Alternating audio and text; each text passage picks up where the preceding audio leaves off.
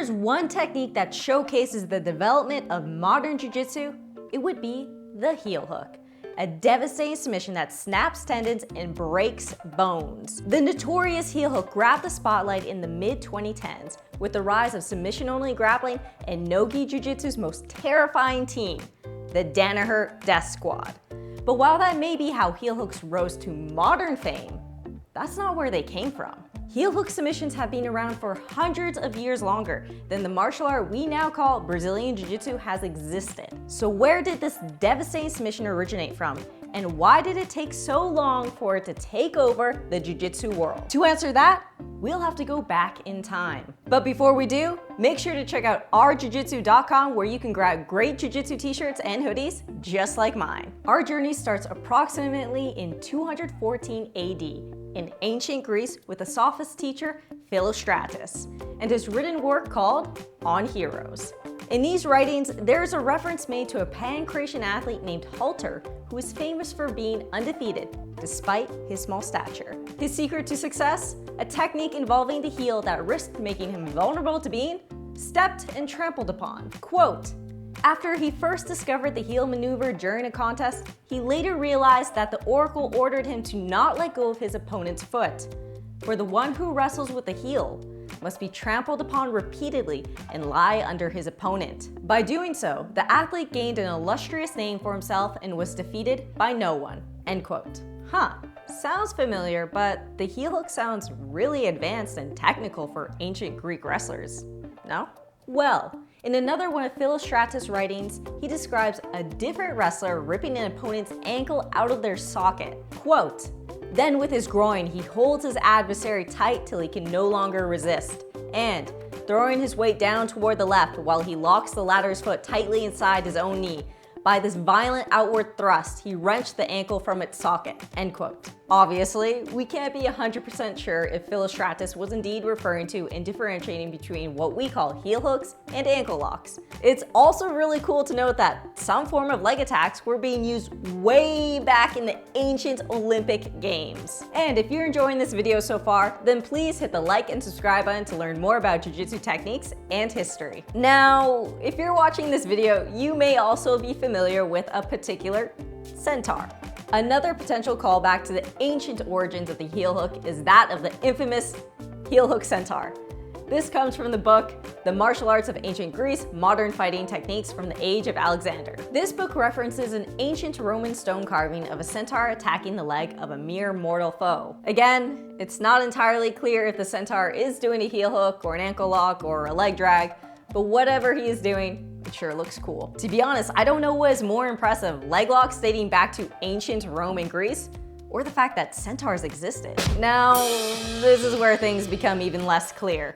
Naturally, we should all be suspicious of claims that a particular bending of the joint came from one singular location and time. In reality, the development of techniques such as the heel hook were probably happening all over the world at the same time, just at varying stages of development. What we can look at with more clarity is when did a particular technique become prevalent in a style of combat. With that being said, we now have to jump a few thousand years and talk about catch wrestling. For those of you who aren't aware like I was, catch is a relatively new style of hybrid grappling that comes from the 19th century. This style has historically been called catch as catch can wrestling, which basically means win by whatever hold is necessary, be it by pinning your opponent's shoulders to the ground or by catching a hook, aka a submission hold, on your opponent. The competitors who pursued submission holds as their primary strategy were called hookers. Unlike other styles of wrestling such as Greco-Roman or folk style, catch had a very open rule set, which meant competitors were allowed to get as creative as they wanted when it came to stopping their opponents. On top of this, catch wrestling became extremely popular with the carnival scene in America and Europe. These traveling carnivals and catch spectacles were great career opportunities for martial artists and attracted some of the best combatants from all over the world. Mitsu Maeda, the man who taught Carlos Gracie Sr., was an example of a judoka who made his way around the world by competing in catch shows. With the popularity and tremendous diversification of its competitors, catch troops became a vehicle for sharing and developing techniques from all over the world. And it is one such wrestling group that came to Brazil in the 1970s and introduced the heel hook to the Brazilian grappling scene. or so the story goes. Ivan Gomez was a Brazilian fighter with a background in jiu-jitsu, boxing, and Vale Tudo who challenged a touring Japanese catch wrestler named Antonio Inoki. Instead of fighting Gomez, Inoki invited the Brazilian to join his group, to which Gomez accepted. After training and learning from the Japanese fighters, Gomez returned to Brazil and began teaching. He was then accredited with popularizing heel hooks in Brazil by Carlson Gracie. There is even an image from a Japanese newspaper where we can see Gomez doing a heel hook with his training partners. However, there is always two sides to a story, and in fact, the alternative story has it the other way around, with Ivan Gomez being the one to teach the Japanese about leg locks. You see, BJJ Heroes did an interview with Gomez's brother, Coral Belt Jose Gomez, about Carlson Gracie's claim that Ivan Gomez was the first Brazilian heel hooker. And he actually refutes that Ivan was the one to bring heel hooks to Brazil. In fact, Jose Gomez claims that they were taught heel hooks by their coach, Zé Maria, who in turn learned them from Takeo Yano, who, much like Mitsu Maeda, was another Japanese judoka who had his own kind of jiu-jitsu lineage in Brazil. Yano came from an offshoot school of Kodokan Judo that may have allowed the use of leg lock techniques like heel hooks. Thus, one theory is that Yano was one of the few Japanese judo practitioners who preserved the knowledge of Japanese leg locks, and in turn, passed them on to his Brazilian students. So if it was a Japanese judoka who taught the Brazilians leg locks like heel hooks, then with judo being one of the most documented martial arts in history, there must be lots of evidence of its use in Japan. Well, not really. You see, judo banned the use of leg locks and many other submissions early on in its history, as judo and the Kodokan founder, Jigoro Kano, tried to make judo as realistic as possible, but while also eliminating the most dangerous techniques that would stop people from practicing judo. Popular thinking behind why Kano made this decision is that medicine at the time simply couldn't deal with most joint breaks.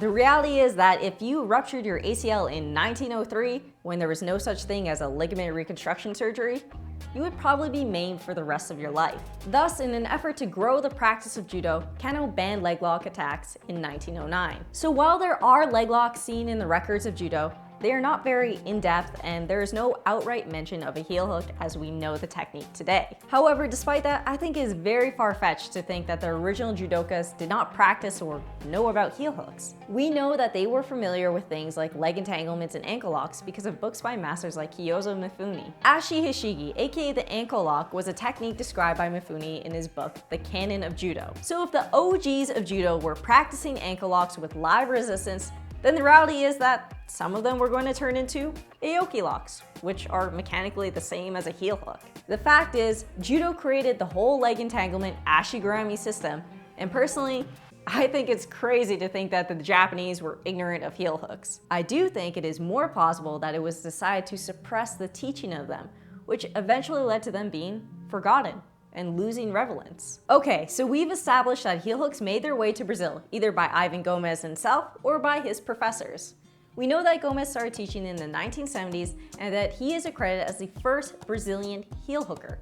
So why is it that in modern jiu-jitsu, Brazilian grapplers are famous for being terrible leg lockers? Some people may say it's the Gracies' fault. They thought leg locks didn't work, that they were for people who weren't technical enough to pass the guard, so they refused to teach them or allow them to be used in training. Well, at least when it comes to Helio Gracie, we know that's not true.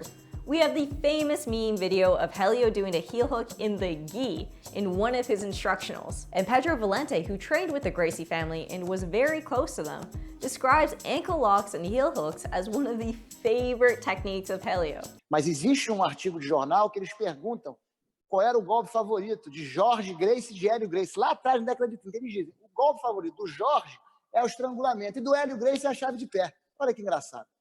Isso não me é estranho, porque eu sei que o Hélio Gracie adorava chave de pé. Adorava chave de pé, chave de calcanhar, sempre gostou.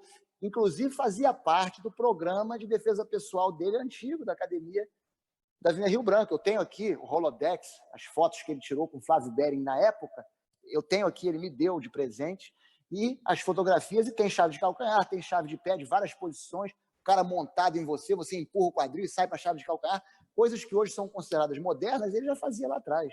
Então, quando eu digo lenda, é no sentido de que ele tinha um preconceito, o Hélio Gracie, isso eu posso atestar aqui, não tinha preconceito contra a chave de pé e contra a chave de joelho. And yeah, we can go in circles here with people saying that it can't be true, because then why did the Gracie schools lose to the FATA schools who beat them with leg locks or whatever? The point is, heel hooks were around, people just had varying levels of emphasis on using them and teaching them. There wasn't this kind of shared consensus on heel hooks that we now have today. At least until it came to organizing jiu-jitsu as a sport and creating a rule set for tournaments in the 1970s. It was then that heel hooks ended up being on the list of banned submissions with the very first jiu-jitsu federations. Probably because, again, the lack of medical knowledge to treat things such as knee ligament injuries at the time. And with the huge popularity of the rule sets of these original organizations like the Jiu-Jitsu Federation of Guanabara, most gyms ended up centering their teaching and training around these rules. Thus, similar to what happened with leg locks and judo, people just kind of forgot about them. And somewhere along the way, things like leg locks don't work and leg locks are not technical became a popular attitude. At least that's what I've heard. But if you've heard differently, then tell me in the comments why leg locks weren't popular in Brazil. However, those attitudes started to change in the 1990s and the early 2000s with the rise of MMA and grappling tournaments like ADCC and Naga. Heel hooks in particular made a big comeback in the 1990s MMA scene with fighters like Ken Shamrock, and they've continued to be well utilized in MMA. Grappling events like Naga and ADCC took a different path to the traditional jiu-jitsu organizations by allowing the use of heel hooks. And with the lucrative prizes of ADCC motivating athletes, leg locks were seen as an obvious strategy to winning. Naturally, many MMA athletes also competed in grappling, and the sports were mutually influential on one another. One example of an MMA athlete and ADCC champion being Dean Lister, who routinely used leg entanglements and heel hooks as a path to victory in both sports. It was Dean Lister who later inspired one of modern jiu-jitsu's most influential figures, John Danaher, to pursue the mastery of leg locks and heel hooks. And so I talked with him just briefly after class, and I said, you know, it's interesting what you're doing with these Achilles locks, because I don't really do that at all. It's not something I do. And he said one sentence which completely changed my outlook. He said, why would you ignore 50% of the human body? One sentence. Why would you ignore 50% of the human body? And I looked and I was like, I don't know. In the mid-2010s, it was John's students, Eddie Cummings, Gary Tonin, and Gordon Ryan, who mesmerized fans with a never-before-seen proficiency in leg entanglements. It was their victories in EBI and ADCC that demonstrated the effectiveness of using leg locks in a controlled manner that then inspired a generation of athletes and destroyed the decades-long stigma surrounding leg locks. In 2021, the IBJJF loosened their restrictions on the use of reaping and heel hooks, making the techniques permissible in their black and brown belt no-gi divisions, sowing the seeds for a new generation of leg lockers. So if you're still asking, where do heel hooks really come from? I don't have an answer. But I think we can safely say that the true proficiency and prevalence of leg locks emerged in the 21st century with the inspiring performances of heel hook pioneers like Dean Lister, Paul Harris, Ryan Hall, Eddie Cummings, and the rest of the Danaher Death Squad. What I'm left wondering is, what do you know about the history of heel hooks? When did you first hear about them? And were you told they were too dangerous? When were you first taught one? And did I totally get this wrong? Is there another reason why Judo and Jiu-Jitsu rejected them? Tell me in the comments. As always, hit the like and subscribe button, and don't forget to check out ourjujitsu.com. See ya!